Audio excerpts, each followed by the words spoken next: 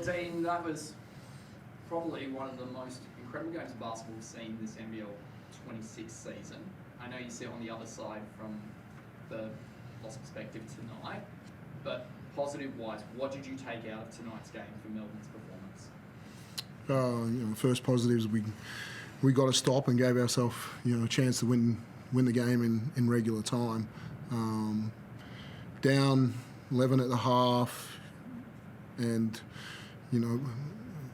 just felt like it slipped away a little bit in the third, but then Dash makes a big three just to kind of keep it alive and keep it at 14. And then I just love the way we played basketball in the fourth quarter, to hold them to 14. They probably only really shot free throws, which they seemed like they shot a lot of tonight.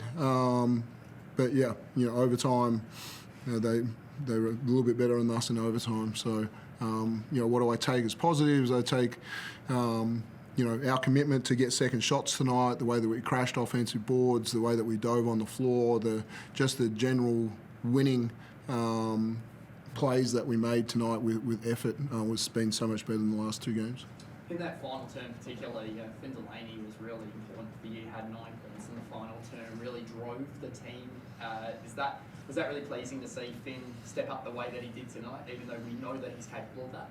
Yeah, no, we made a little bit of a focus of him as a connector of our offense and how quick he gets in and out of screens, and he got open enough to score a few at the rim tonight. But when we've played through him, our offense has normally been pretty good. What was the biggest challenge of guarding Bryce tonight, the way that he played? Because he just seemed to be in this state tonight where even when he wasn't scoring, he was still having influence on the game, and that's an incredibly difficult thing to stop, and something that we haven't seen a lot of in the past from him, and he's now starting to show it in multiple games in a row. What was the biggest challenge of guarding Bryce tonight? Not fouling him. That's the biggest challenge. Obviously, we tried to throw multiple bodies at him. Started with Dash, Tom Coppins, Shea Illy.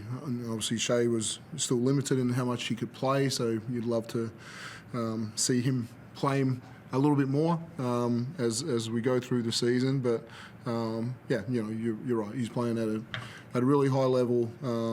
His basketball when the game's on the line, and you've got someone that just can create their own shot, and once he breaks the 3-point line, his floater was okay tonight, but again, his ability to get contact and get to the foul line is the toughest part to defend.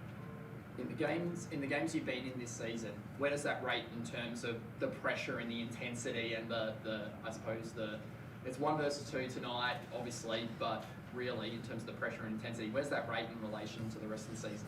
I'm not even worried about that right now. I'm just worried about us just getting better, and we slipped a little bit, and there's still a lot of things to work on, but it was just our general intent to play the right way tonight, and is much improved. And Chris, tonight you double-figured against Adelaide once again with 24 points tonight. Incredible performance from you. You always love coming to Adelaide and shooting the rock the way that you do. This is your 12th game in a row where you've had double figures against the Sixers again. Did you feel like you were able to get the space that you needed tonight to be able to get the looks that maybe you hadn't gotten the last few weeks? Yeah, we focused on some areas that'll benefit that. We haven't been up to standard in so many both offensive and defensive areas the last week or so, or a couple of weeks. So an intent to sprint and try and space the floor, make it easier for others, will hopefully in turn get me some looks.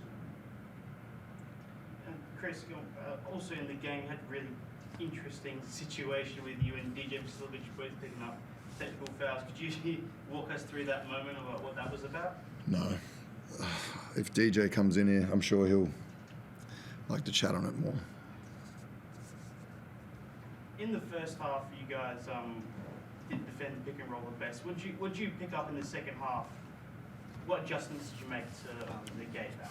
Yeah, Bryce was a super willing passer in the first half, and didn't think we created a good enough crowd for Isaac coming downhill, and he's so talented in small spaces to get to the rim and sprint at the rims. So we kind of changed the matchup a little bit and put Finn on him, and had Jesse staying closer to the rim, and I thought that was better for us in the second half.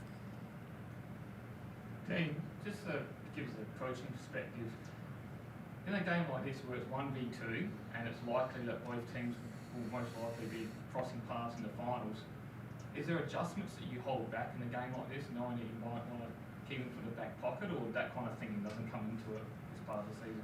No, we kind of felt like we stripped back our offensive package anyways, just to try and simplify it, just make sure. I think any time you go through a little bit of struggles offensively, you want to strip it back and just kind of have some key things that you wanted to get out of it, and we were a little bit better than that tonight. So there's certainly no, you'll do some things differently later in the year, but there's no holding back anything right now. Any questions online? Yeah, just quickly, if I can jump in. Chris, I know it's a loss, and you're never going to be happy with a loss, but did you feel like, given the way you fought back in this game and the way you played in that fourth quarter, that it was a step forward on the last couple of games? Yeah, there was definitely some areas that we kind of identified as non-negotiable that I think when we review this, we were better at. With such a quick turnaround, we're going to have to try and take positives out of this and just keep making sure that our process gets better every time we step out there, and we get back to being, a team that when we review the game, we're proud of what we see, because, the last few games, we haven't had ourselves in that situation. And Dean, like Chris said, short turnaround for Sunday. The positive is that you don't have a disadvantage because Sydney's playing in Perth right now as well, so you're in a similar situation. But what are your thoughts now on Sunday's game, and is Tyson a chance to play? Yeah, I haven't heard a report on Tyson today, but yeah, he'd made steps before we left to say if he had a great workout today, that he's a chance to play. So I'll get some information on that one soon. These are 3 really tough road trips, going to Perth, playing at Southeast, and going to Adelaide, and I'm glad we turned up today and really made it a fight. These next 3 we've got at home. We know we're going to have an unbelievable crowd support for these next 3 games. Sydney got us at our place last time, and we'll be chomping at the bit to get in there and play at John Cain. Thank you, guys.